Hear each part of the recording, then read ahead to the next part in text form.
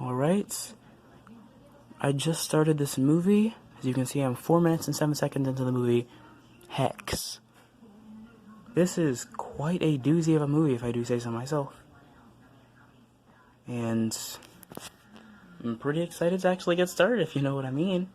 Actually, that's exactly what I mean.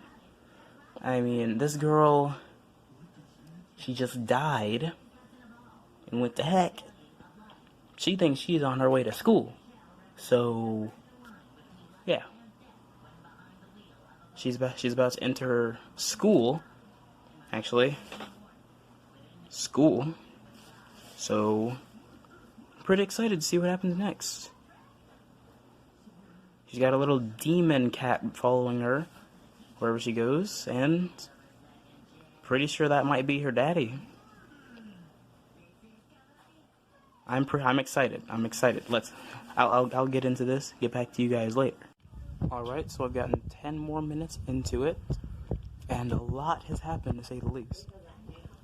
This girl realized she was dead, and one of her buddies had a Frankenstein dog who tried to kill her, but she made friends with it immediately.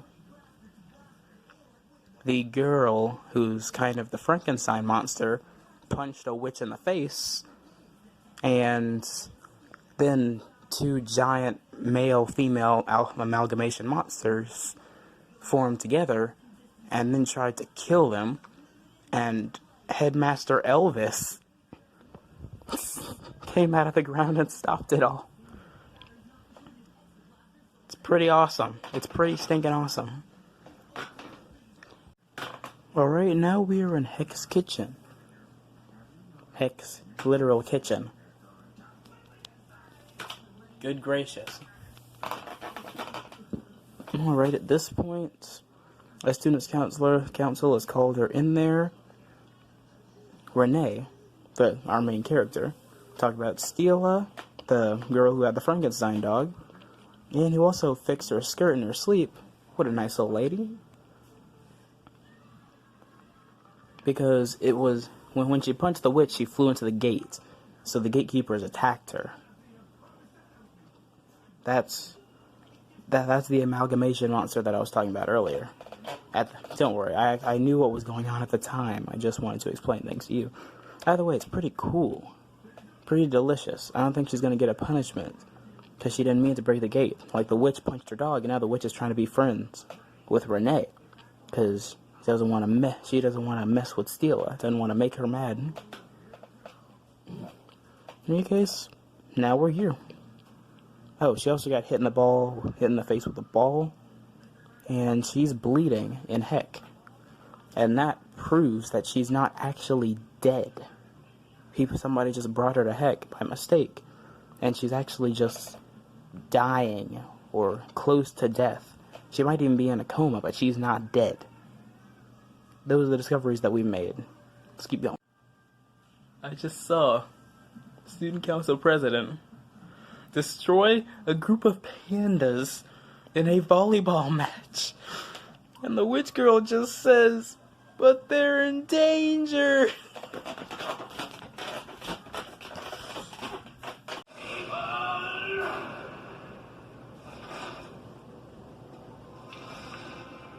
Thank you, Miss Algani.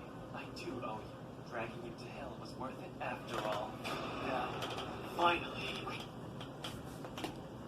Let's just say that things are getting pretty spicy in this piece. Student council president is Abel, and Elvis is apparently Cain. The cat is God, and the devil is non-existent. At least here, or yet to be seen. Now Abel is locking everybody up and trying to kill everything or something. Things are not going well. They had volleyball. They played volleyball. Everybody got their wish except for Renee, because she wished to go home and it couldn't happen. And stuff.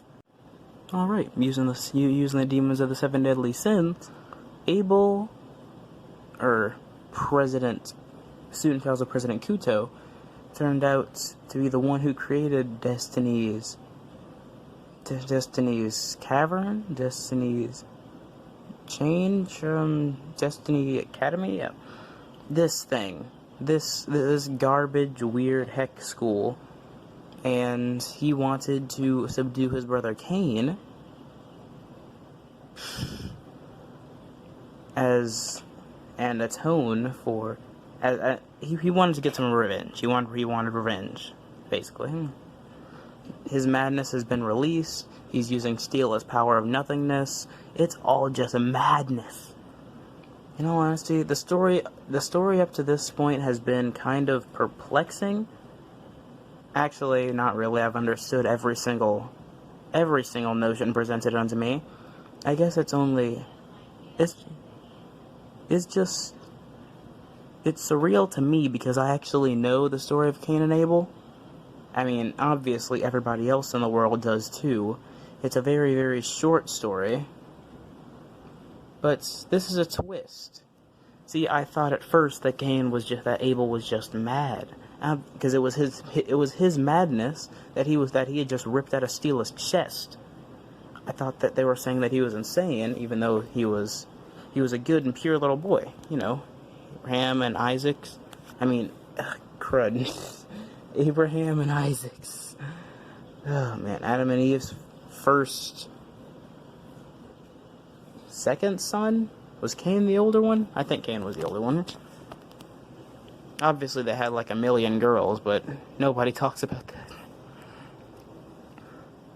But no, they're saying that because he was the first killed, he was flowing through heck far before anyone else, and he met up with these demons and started concocting a plan to take his reckoning, to have his reckoning of the world. It's extremely surreal. It's a very unconventional take on the whole thing.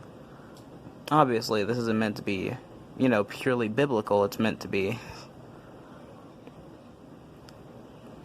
In all honesty, at first I kind of thought it was a comedy, but now I realize it's a little bit of everything. It's not thriller at all. I mean, with those eyes and those creatures, yeah, it's kind of thriller. A little bit of comedy, a little bit of crazy, a little bit of holy cheesecake on rye. It's a little bit of everything. Pretty cool.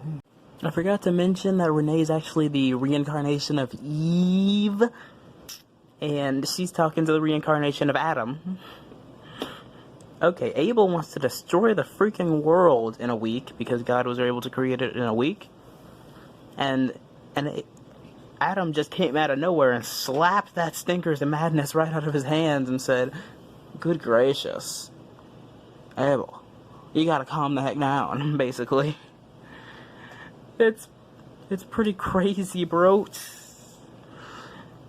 He's like, "Honey, don't you remember me?"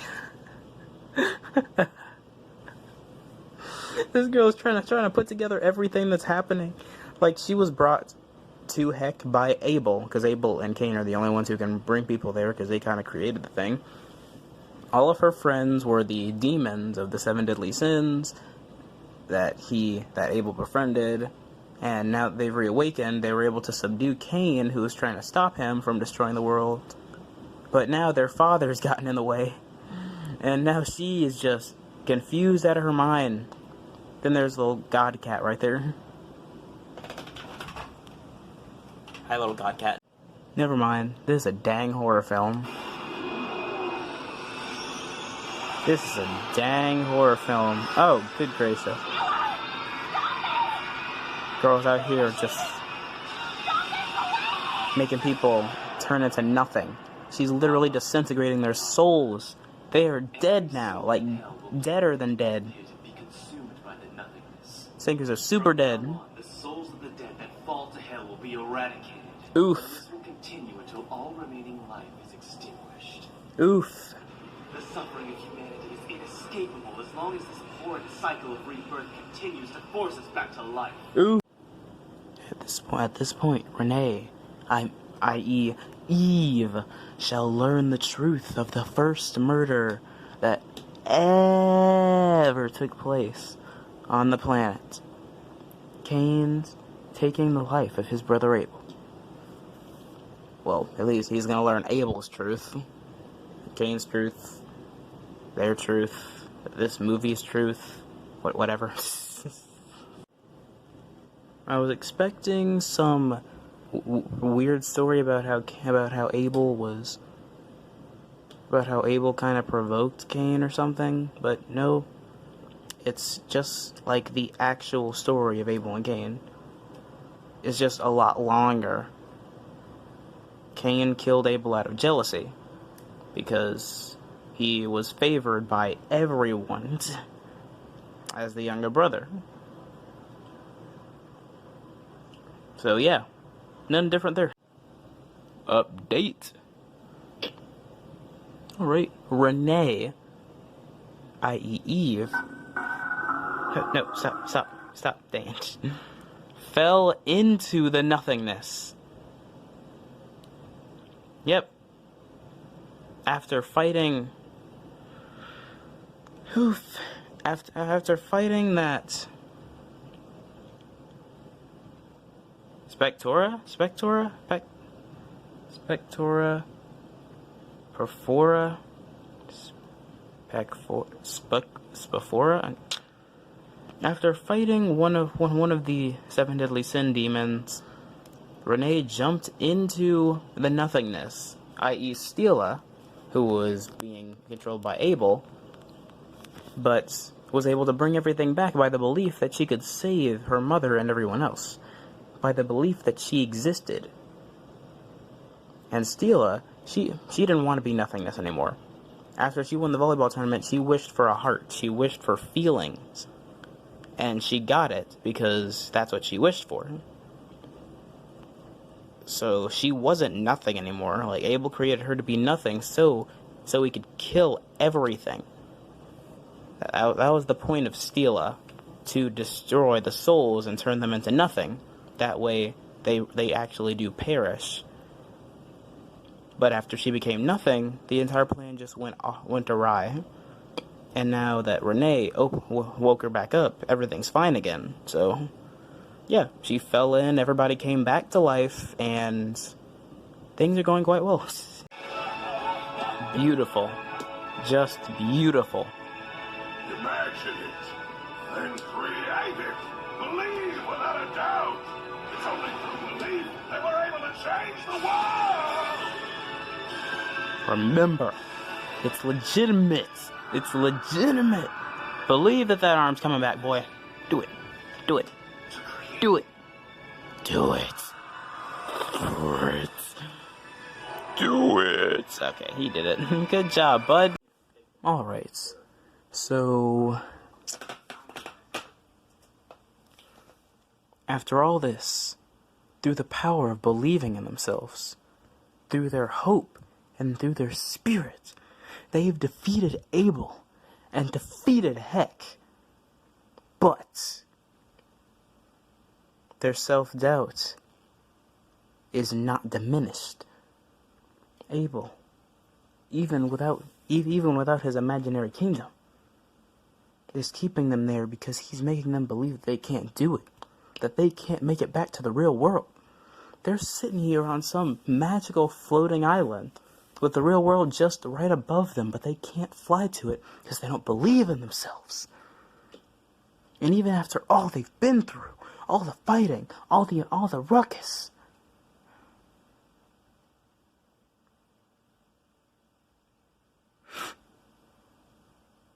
it's just not happening. Yo, Pandas, come on. You're the best hype man I know. So tell him what's what. You can do it, buddy.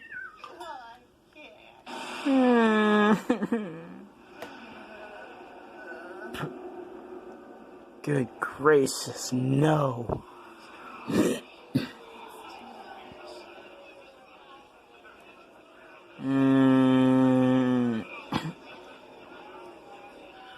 Yep, that's how it is.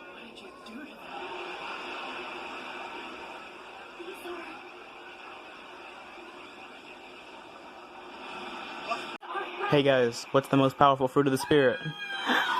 Hey!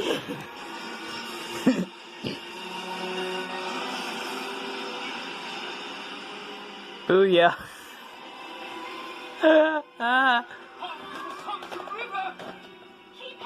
Ooh, hold up. What is God? Yeah, she might look like this. Come on, girl. What is Kiki. what is God? Friend. Tell me. Ah! Oh, This is Kiki. what should you do to every single man, no matter what they do? Right, Stila? Isn't it?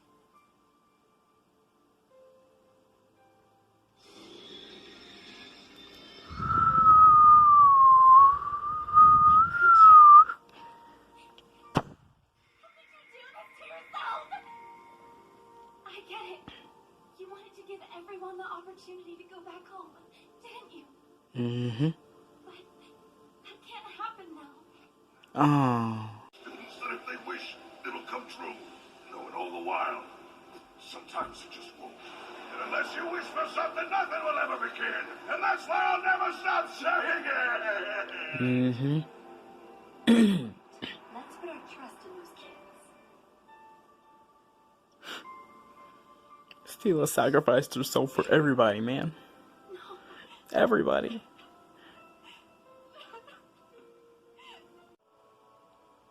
Greater love hath no man than this, that he laid down his life for his friends. John 15:13. She's finally back. Yeah. Go get it, Toast Girl. Just, I suddenly feel so happy. Here. Let's go.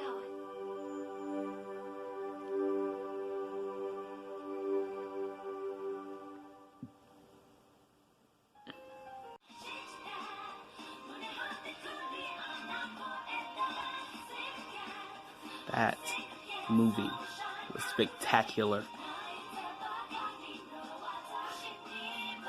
I know I say that about a lot of movies, but you don't know that, so it's cool. Man, I haven't watched an anime movie that good since Summer Wars, man. And I watched that multiple times. Ha!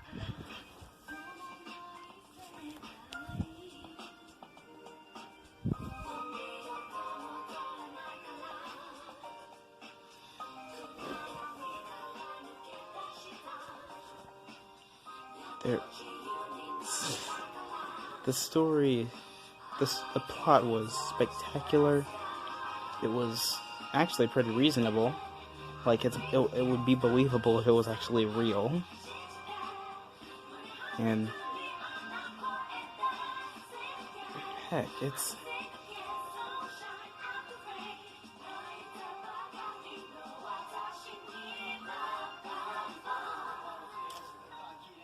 like, I can actually, there's so many great lessons to take from this movie. It's ridiculous. Love conquers all. That was a theme of the movie. Love, the belief, the benevolence, hope. Good gracious. They're significant in every aspect of life. And in death too. Oh, if you're wondering, the beginning was exactly, the end was exactly the same as the beginning, except this time she didn't die or get hit by the truck. That's why she woke up in the hospital bed, because she got splattered by a truck at the very beginning. I rate this movie a solid. You know what? I'm thinking 8.9 or 9.1. I'll go 9, right in the middle. Good 9 out of 20. No, 9 out of 10. 9 out of 10. Actually, 9 out of 10. I'll go, yeah, 24 out of 27. It was amazing. It was heartwarming. Still, man. Like, it was like a really short anime, basically. It was pretty touching. I hope that I can be blessed to see other wonderful movies like this and be able to review them for you. This potato is out.